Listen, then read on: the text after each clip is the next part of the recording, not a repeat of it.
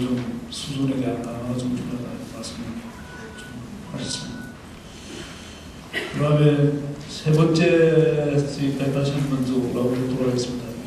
그 김동석 기자 이게 환자 대표는 아니지만 국민의 대표로서 김동석 조선일 기자를 말씀드리겠습니다.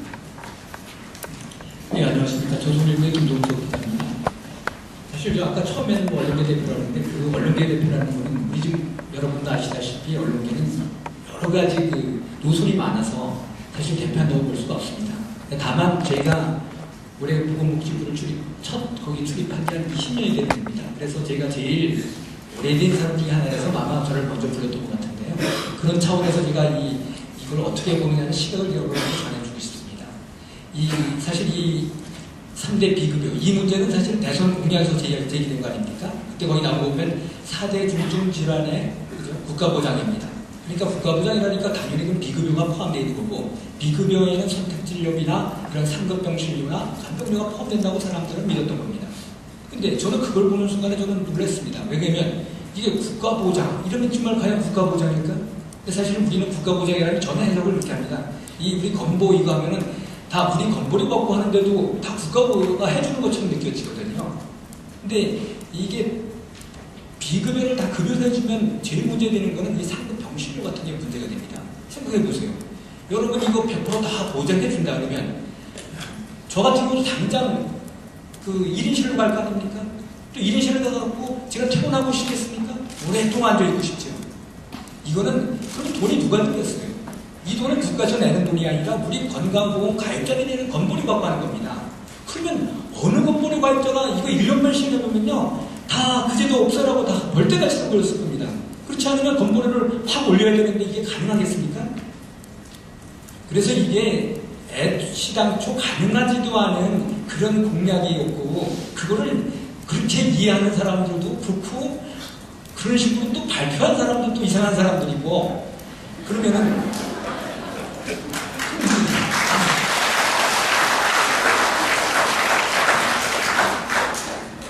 그나마 이게 나중에 뭐냐면 원래는 그 비급여 해주는 게 4대 중증 질환에 한정된 것이었었습니다. 근데 이제 방향을 바꿔서 전체 질환에 이제 그 3대 비급여를 논하는 거 아닙니까? 그래서 엄청나게 진일보했다고 저는 생각을 합니다. 근데 이제 다른 거에 비해서 이제 상급 병실료부터 이제 이게 논의 대상이 됐는데, 저는 여기에는 몇 가지 대원칙이 있어야 된다고 저는 생각합니다.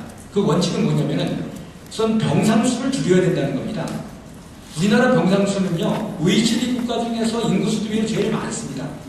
과연 이렇게 돼서 우리가 노령화 속도가 빠른 나라인데 이렇게 병상수를 무한정들여 갖고 우리가 건보제적으로 감당할 수 있겠습니까? OECD에서 평균 재원일수도 제일 길고 또 경증 환자들의 입원하는 일도 제일 깁니다. 과연 이거 갖고 이렇게 우리 병상수 많아갖고 우리 건보가 재정이 진행될 것 같습니까? 정부가 이거는 확고한 신념을 가지고 줄이는 작업을 해야 되는데 벌써 세계 각국은 줄이는 작업을 오래전부터 시작해서 많이들 줄여놨습니다. 뭐 스웨덴이나 이런 나라들 많이 줄여놨거든요. 근데 우리 정부는 꿈쩍도 한 적이 없습니다. 그래서 이거는 명확하게 우선 병상수를 줄인다는 그런 기본적인 전제하에서 생각해보세요. 근데 어떻게 결과가 나왔습니까? 우리는 지금 다 1인실, 2인실들이 많이 늘어났습니다. 그죠? 그 5대 외저병원 가도. 그러면 저는 상당히 바람직한 현상이라고 생각을 했습니다. 왜 그러면 여러분도 병원 가시면 아시지만 어떤 데는 6인실, 7인실 막 이렇게 있는 데도 있지 않습니까? 우리가 어디 지금 전쟁 피난민 수용소도 있는 거 아닌데 세상에 어떤 나라가 보면 이렇게 6인실, 7인실 있는 나라가 어디 있겠습니까? 그건 절대로 없거든요. 다 1인실이나 2인실로 가지 개인 프라이버시도 있고 여러 가지, 그 다음에 환자의 감염이나 이런 문제로다가 다 1인실이나 2인실로 있는 나라가 대부분입니다.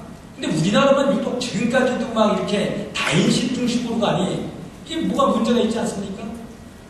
근데 왜 1인실이 되면 왜 뭐가 문제겠습니까?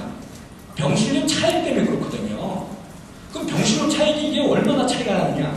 우리 보통 1인실만 봐도 5대 메이저 병원에서도 막 하루에 30만 원 이렇게까지 차이 납니다.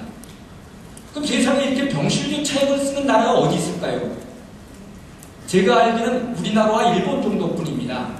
그럼 일본은 어떻게 하는 줄 아세요? 일본은 이 일반 병실 기준을 80%로 올려놓고 그다음에 병실료 차액을 어느 정도 수준으로 가지고 가느냐면 1인실 같은 경우는 한 8만 원 정도 상당이고 2인실은 한 3만 원 정도, 그다음에 3인실은 2만 원 정도, 이 정도만 내게끔 돼 있습니다. 우리나라 돈으로 바꾸면 우리나라는 엄청나게 높게 냈으니까 이것이 문제가 되는 겁니다. 그리고 우리나라는 생각해 보세요. 1인실, 2인실? 아니 세상에 50만 원이면 호텔비비 더 비싼데 어떻게 우리가 입원해서 병원 받는 치료비보다 수dok비가 더 비싸야겠습니까? 이건 사실 말이 안 되는 제도로 운영해 온 겁니다. 그러니 이걸 재지도 못하고 아무도 못한 사이에 그 금액은 자꾸만 커서 1인실에서 특실에서 VIP실에서 VVVIP 막 이렇게 너무 올라갑니다. 그러니 우리 같은 가입자적 환자적 입장에서 보면 정말 이런 있을 수 없는 일이 벌어지는 거거든요.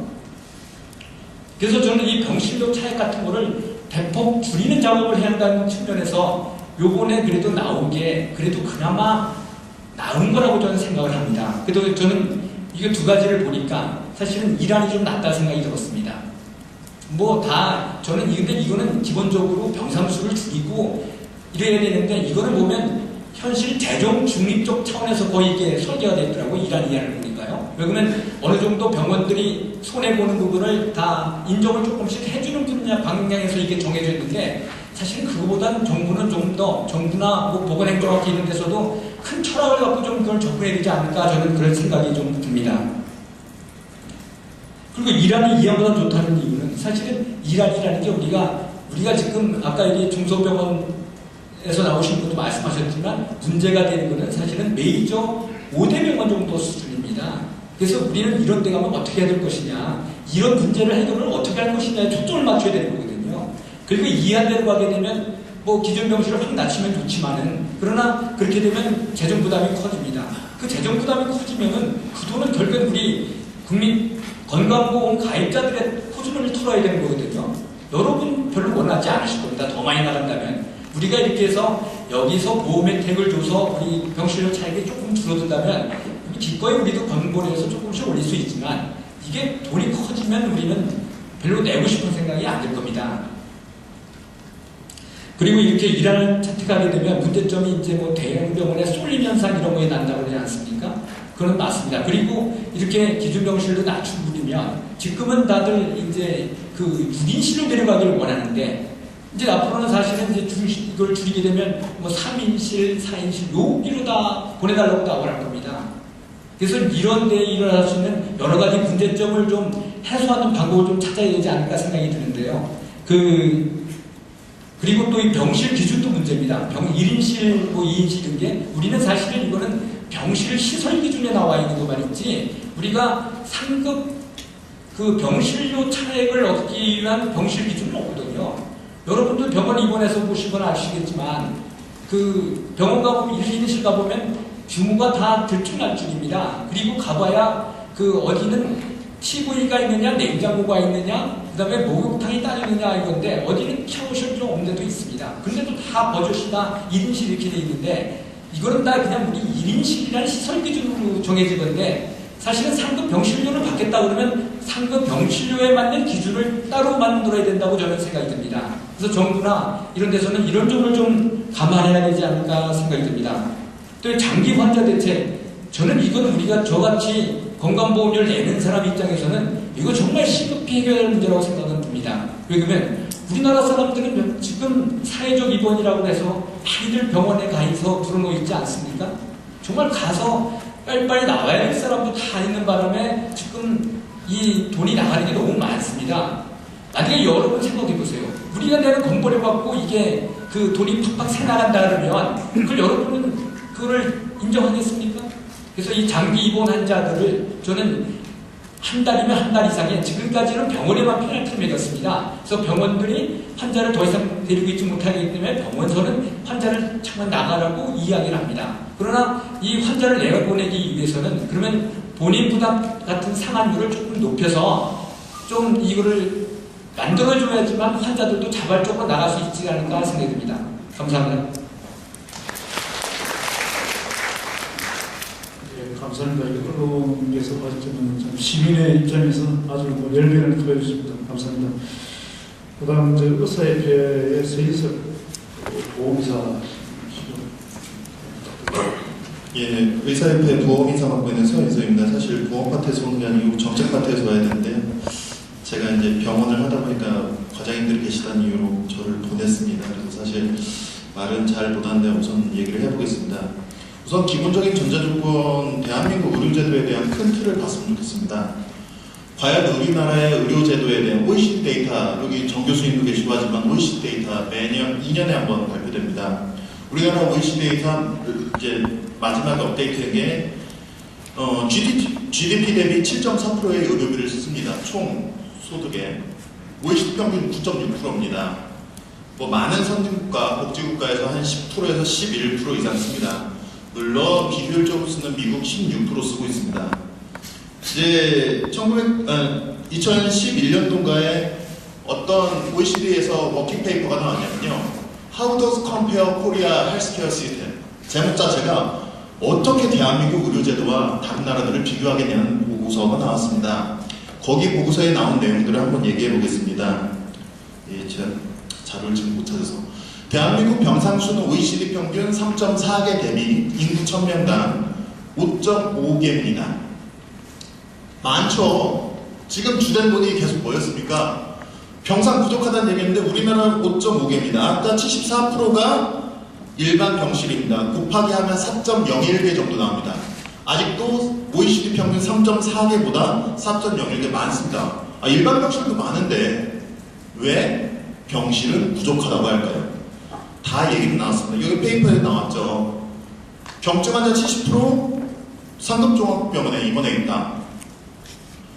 정 교수님 발표하신 것 중에 사실 좀 저는 팩트는 있습니다. 근데 맨 마지막에 논의했던 경증 환자 상급병원에 입원하는 거, 그리고 또 하나 상급 의료기관에서의 보통 환자 쏠림 현상, 이런 것들이 사실 아주 중요한 문제고 이런 것들이 해결되는 됩니다. 제가 해결책 한번 얘기를 해볼까요? 정말로 상위 빅5, 빅10에 대한 병원 상급 병실료 해결하려고 하면요, 국가에서 그 옆에다가 일반 병실 지으십시오. 의료진 추방하십시오. 정말로 이렇게 되면 어떻게 되겠습니까? 또다시 의료계의 환자 전달 체계는 깨지고 또다시 빅5, 빅10에는 병원에만 환자만 쏠리게 됩니다. 과연 지역 병원들 살 수 있겠습니까? 또 하나 말씀드리겠습니다. 소위 말하는 전 세계 어느 나라도 의료기관을 이렇게 선택할 수 있는 나라는 많지 않습니다. 우리나라는 물론 프라이머리, 그러니까 닥터, 피지션이 다 스페셜리스트입니다. 지금 현재 대부분의 대학병원에 있는 스페셜리스트 전문의 과정을 겪는 선생님들 거의 10% 미만이 그러니까 보드를 따지 않습니다. 바꿔보십시오. 이렇게 전문의들이 많은 그런 우수한 의료 인력들을 전국 개원의들도 있고 중소병원도 있고 이런 세미급 종합병원급들이 지역에 있음에도 불구하고 지금 우리는 뭐 논의하고 있습니까? 빅5, 빅10 병원에 일반 병실 부족해서 상급 병실 부족하다고 하고 있습니다. 보장성 좋은 영국 GDP 대비 9.7%입니다. 우리나라 7.4%입니다. 그러면서 영국은 4주 이상 중요한 일렉티브 서저리, 중요한 암 수술이라든가 이런 정말 필요한 수술이 대기하는 기간 4개월 이상 걸리는 게 60% 이상입니다. 또다시 얘기해볼까요? 4주 이상 전문의, 그러니까 4일이 아닙니다. 4주 이상 GP에서, 일반의에서 전문의한테 진료를 보는데 걸리는 시간 4주 이상 걸리는 비율이 60%입니다. 우리가 소위 말하는 언론지에서 많이 나오는 뭐 영국이라든가 스웨덴 이런 나라들 다 게이트키퍼 때문에 진료를 국민들에 대한 선택권을 제한하고 있습니다. 왜냐하면 그들 국민들은 물론 우리나라보다 2% 이상은 더 많이 내고 있을지언정, 물론 그 얘기는 안 하겠습니다. 더 이상. 어쨌든 우리나라의 의료비 수준은 전 OECD 평균의 52% 수준입니다. 그리고 지금 여기서 계속 논의하고 있는 것은 일부 부산에 있는 뭐 P병원이라든가 뭐 전남에 있는 뭐 J병원 이런 병원들의 쏠림에 대한 얘기는 하지 않고 있습니다. 거기에 캔스 암 치료 못할까요? 펫 없습니까? 감마나이프 없습니까? 하지만 우리는 지금 뭐 얘기하고 있습니까? 빅5, 빅10 병원에 일반 병실 부족하니까 해결하라, 상급병실. 그러면 그 다음에 상급병실을 확대해서 기준병상 급여 줬어요. 환자들 어떻게 됐습니까? 또다시 몰립니다. 그럼 그 다음에 무슨 논의 나올까요? 1인실까지 급여하라고 하겠죠. 늘립니다. 그 다음에 어떻게 합니까? 지금 저희가 모두 다 알고 있으나 다 얘기 안 하는 거. 전 세계 어느 나라도 국민들이 의료기관을 선택한 거. 물론 저 역시도 저희 아주 가까운 지인이 병원에 만약에 부산이나 제주도에 있어요. 그럼에도 불구하고 입원을 시키려고 하면 뭐 제가 알고 있는 병원이나 빅5 병원들에 보내고 싶습니다. 여기 있는 정 교수님도 만약에 부모님 만약에 제주도에 계세요. 근데 갑자기 하셨어. 병원 어디지? 제주도로 할까요? 서울대병원이나 서울아산 삼성의료원 카대 병원으로 할까요? 이거를 제가 임모럴하다, 도덕적으로 부도덕하다 얘기하는 게 아닙니다. 중요한 거는 의료기관에 대한 선택권이 국민들한테 있기 때문에 이런 환자 쏠림 현상을 이 뒤에 맨 후반부에 해결할 문제라고 하였지만 이런 것들이 가장 큰 문제인데도 불구하고 이런 얘기 안 하고 있죠. 왜냐하면 이런 문제를 해결하려고 하면 국민들에 대한 선택권을 제한해야 되고 그 정책을 들고 오는 국회의원은 티켓 파워에서 질 테니까요. 또는 GDP 대비 7.3%에 대한 의료비를 소비하고 있는 거 9.6% 올립시다. 지역 건강보험료 올리라고 하면 지금 0.1% 올린데도 그렇게 저항감이 많죠. 직장인이고 저도 사업주입니다. 사용자예요. 그러면 저도 50%의 건강보험료를 직원들을 위해서 내줘야 되죠. 건강보험 0.1% 올리려고 하면 경쟁자가 뭐라고 합니까? 기업 경쟁력 떨어져 못 올리게 합니다. 그렇기 때문에 우리 계속 못 올리고 있는 겁니다. 정말 소셜 시큐리티 코퍼레이션에 대한 익스펜디처가 우리나라가 7.1%, 7.3%를 쓰는 게 그런 외국에 대한 GDP 대비 2%밖에 쓰지 않는 이런 중요한 문제, 국민들에 대한 선택권을 누구 하나 나서서 제한하자는 얘기를 못하는 거, 이런 것들에 대한 얘기는 정말 중요한 얘기는 쏙 빼놓고 우리는 이런 얘기하고 있습니다. 빅5, 빅10 일반 병실 부족하다. 이거는 사실 정부에서도 사실 여기 복지부에서 나와 계시지만 정부에서 정책적으로 해야 되고 정말 이렇게 이제 그리고 제가 말씀 안 드렸지만 93% 이상의 대한민국 의료기관은 프라이빗 프로바이더입니다. 개인 의료기관이에요. 영국 같은 경우는 의료기관 대부분 90% 이상 국가에서 소유하고 있습니다. 바꿔서 얘기해 볼게요. 의료비, 병원 개원, 죄송합니다. 병원 개원하는 거, 대학 등록금, 뭐 이런 것들 다 개인이 하고 법인에서라고 하지만 그들도 다 개인 자본에서 출자된 병원들입니다. 상급병실 의료비 다 만들었어요. 우리나라 20년 동안 라이프 익스펜디처, 그러니까 기대위험이 가장 많이 늘어난 나라, 영아 사망률 제일 많이 감소한 나라 중에 하나입니다. 그런 퀄리티 오브 라이프에 대한 증가에 대한 거, 그러면서 GDP 7.3%밖에 쓰지 않는데도 불구하고 이런 얘기는 안 하고 지금 다시 상급병실에 대한 이 얘기를 하고 있습니다. 이제 다시 저는 이거 아까 보니까 12월까지 뭐 이 3대 비급여를 대책을 세운다고 하는데 저는 이제는 땜실식 처방은 이제 그만둬야 된다고 생각합니다. 정말 거버넌스를 중기, 단기, 장기 로드맵 짜서 향후 이렇게 가겠습니다. 정권이 바뀌더라도 이런 정책적 대안이 나와야 되지 상급병실로 한다가 제도 또 바꾸나요? 예전에 2008년도에 6세 미만 소아 입원료 면제했지 않습니까? 1년 만에 파기됐지 않습니까? 다 알지 않습니까? 근데 왜 눈 가리고 안 합니까? 우리 정말 솔직하게 국민들에 대한 의료기관 선택권이나 의료기관에서 정말 필요 없는 환자를 퇴원시켰을 때 보건소에 찔르면 그 의료기관 또 먹습니다. 프라이빗 프로바이더한테 권한을 주지 않으면서 계속 프라이빗 그 의료기관에 대한 희생만 강요하는 제도는 빨리 해결해야 된다 생각하고요. 어쨌든 정책에 대한 땜빵 필요 없고 정말로 필요한 대한민국 의료제도를 정말 국민들을 위한 제도로 보기 위해서는 정말 제도 자체에 대한 걸 국민들한테 문제점을 스스로 고백해야 됩니다. 그래야지만 대한민국 의료제도 바로 바꿀 수 있고 국민들에 대한 의료기관 선택권을 바꿀 수 있다고 생각합니다. 이상입니다.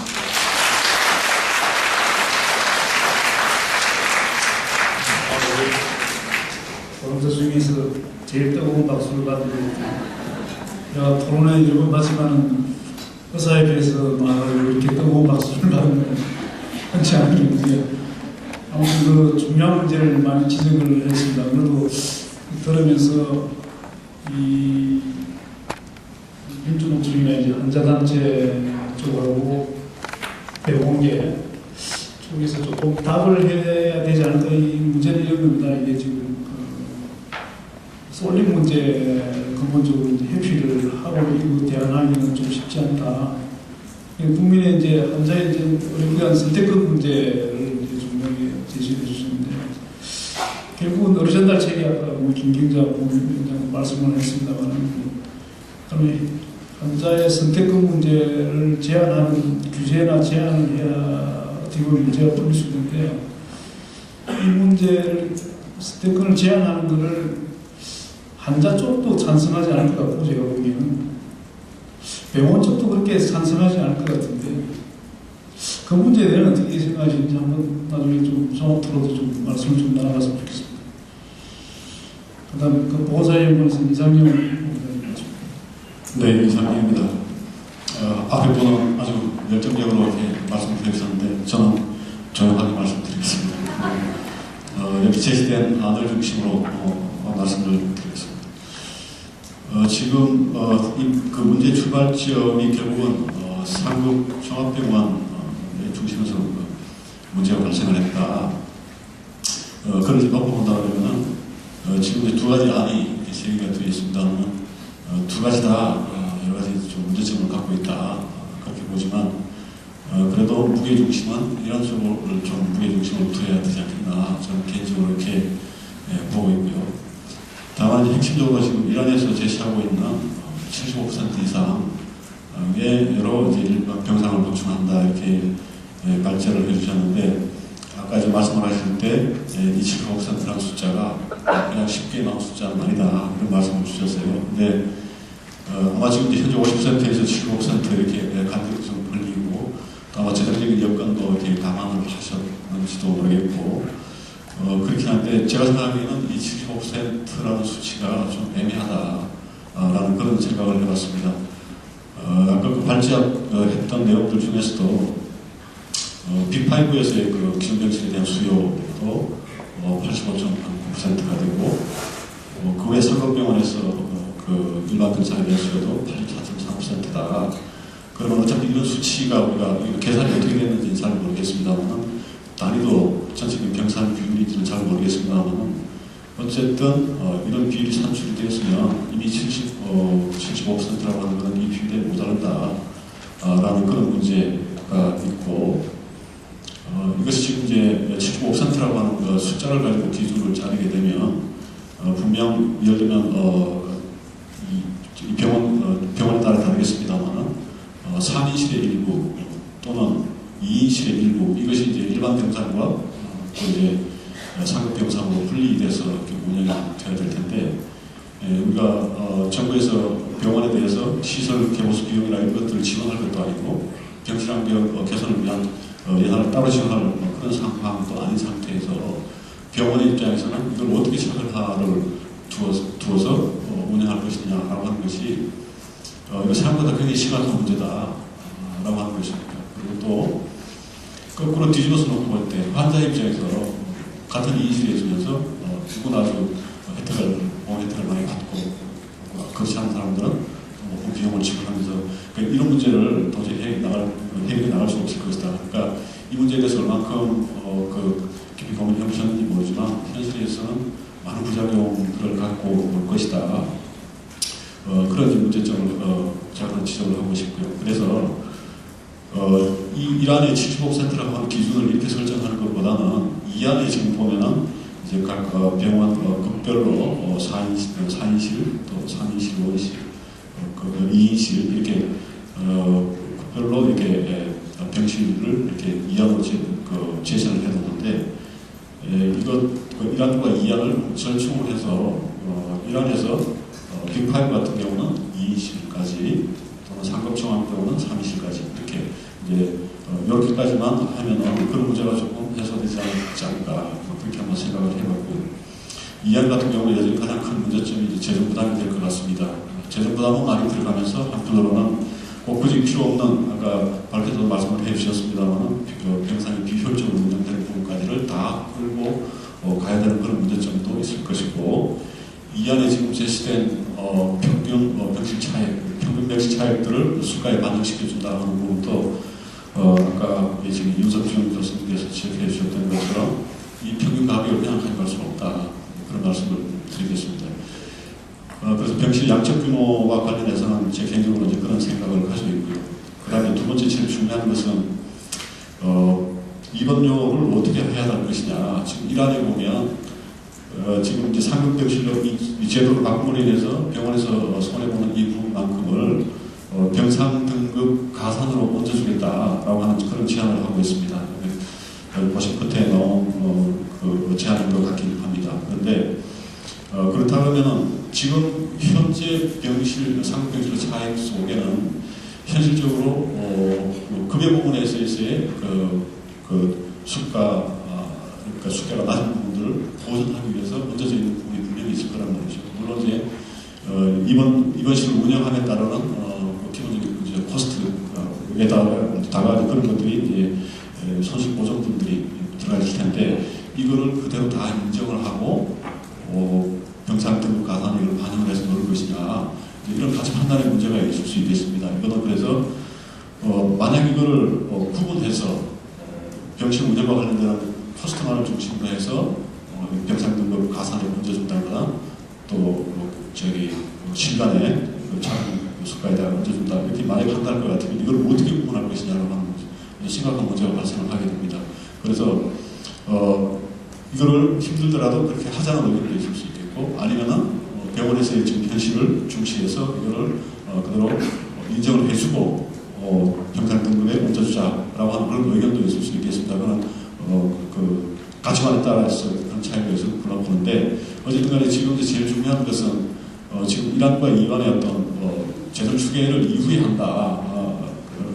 현재 방향성을 잡고 나중에 한다라고 이렇게 말씀을 하셨는데 한편으로는 개락적으로나마 이런 안들로 이렇게 여러 가지 가지를 쳐서 가져갔을 때 대체로 돈이 얼마큼 들어가는지를 미리 알아야 이 하는 데 있어서 더 도움이 될 것이다.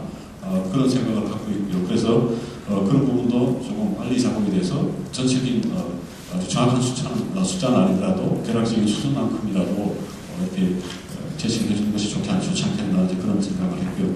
다만 또 이제 우려가 되는 것은 이 제도를 도입했을 때 그 상급종합병원의 병실료가 그렇지 않은 병원들의 병실료보다 더 싸지는 문제가 발생, 가격이 역전되는 그런 문제가 발생할 수가 있다. 그래서 입원료 수가 산정을 할 때 이런 부분도 분명히 감안됩니다. 물론 지금 이제 그 빅5나 또 상급종합병원들을 이용하는 사람들이 현실적으로 이런 가격과 상관없이 그 병원을 선택을 할 때 가격이 별로 중요한 의사결정의 기본 요인이 안 된다라고 해서 가격으로 뒤집어져도 의료 이용 형태상으로는 큰 변화가 없을 것이다. 이런 이제 의견을 주신 분도 계시긴 하지만 그것이 현실적으로뿐만 아니라 면목상으로도 우리 국가 전체적으로 더 좋은 병원이 입원실이 더 싸다 이렇게 된 것도 문제가 있다고 이렇게 봐주시고요.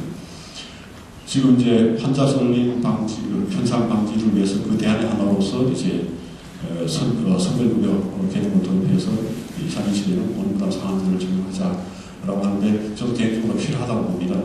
그런데 아까도 말씀이 있었습니다만은 이것만으로는 우리 대형 환자 쏠림 문제를 해결할 수 없다. 뭐 역시 우리 전달체계 개편을 통해서 접근할 수밖에 없는 그런 문제이다.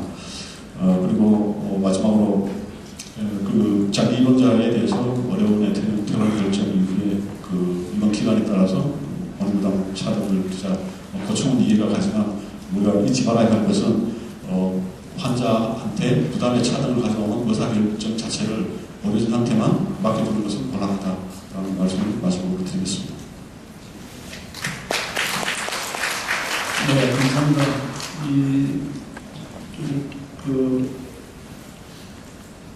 세 번째 라운드까지 돌았는데요. 첫 번째 라운드 토론에서는 1, 2안에 대한 어떤 그 선호는 그렇게 많이 나오지 않았습니다. 두 번째 라운드에서는 대체로 2안을 이제 지지하는 이게 많았고, 세 번째 라운드에서는 대체로 1안 쪽에 조금 무게 중심이 더 많이 가는 이제 그런 이제 상황으로 전개됐습니다. 물론 뭐 이상영 후보자께서는 1, 2안을 이제 조합한 안을 이렇게 좀 하는 게 좋겠다 여러 가지 부작용에 대해서 말씀을 해주셨습니다. 아무튼 이 행복 의료 추진 기획단 이것을 운영하신 이제 복지부가 뭐 직접 운영한 건 아니라고 이제 말씀을 하시는데 건덕철 실장님을 대리해서 동명기 과장님이신가요? 과장님께서 마지막에 정부 입장을 종합적으로 좀 얘기해 주시고 종합적인 토론이나 불로의 기회를 조금 드리겠습니다.